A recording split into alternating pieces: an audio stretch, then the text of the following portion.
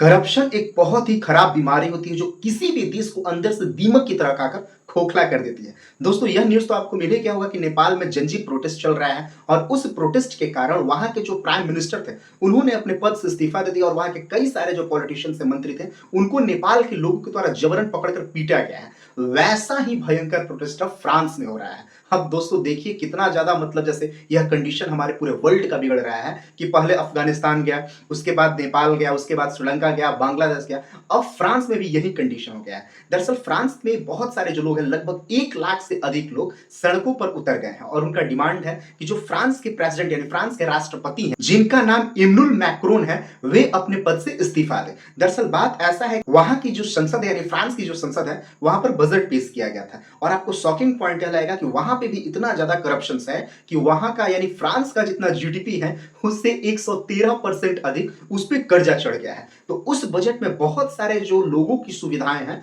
उसकी कटौती की गई थी। इस कारण फ्रांस के लोग बहुत ही ज़्यादा गुस्से में आ गए क्योंकि फ्रांस के लोगों का ऐसा मानना था कि वे टैक्स अपने ठीक टाइम पे दे रहे हैं, लेकिन फिर भी देश पे इतना ज़्यादा कर्ज बढ़ रहा है। इसका अर्थ यह है कि बहुत सारे जो बड़े-बड़े पॉलिटिशियंस हैं, बहुत सारे जो बड़े-बड़े करप्ट पॉलिटिशियंस अधिकारी हैं, वे इन पैसों का चोरी कर रहे हैं और जो बजट के अनुसार जो लोगों को सुविधाएं गवर्नमेंट के द्वारा देनी चाहिए थी, वे गवर्नमेंट कटौती कर रही है और यह कर रही है कि देश में बहुत ज़्यादा कर्जा है। इस कारण वहाँ पे बहुत ही बड़े रूप से प्रोटेस्ट हुआ और लगभग 1 लाख से अधिक लोग सड़कों पे उतर गए। यहाँ तक वहाँ पे ऐसा कंडीशन हो गया कि वहाँ के प्राइम मिनिस्टर को फिर इस्तीफा देना पड़ा और लोगों का आक्रोश इतना ही नहीं ठहरा, उन्होंने यह भी ठाना कि हम प्रेसिडेंट का भी इस्तीफा लेकर रहेंगे। ऐसे दोस्तों वहाँ भी बहुत बड़े रूप से प्रोटेस्ट चल रहा है और नेपाल में तो आप समझ ही सकते हैं कितना बड़ा रूप से प्रोटेस्ट चला है। वैसे दोस्तों आपको क्या लगता है कि किसी भी देश का ग्रोथ किस कारण हो सकता है? कमेंट में ज़रूर बताएँ।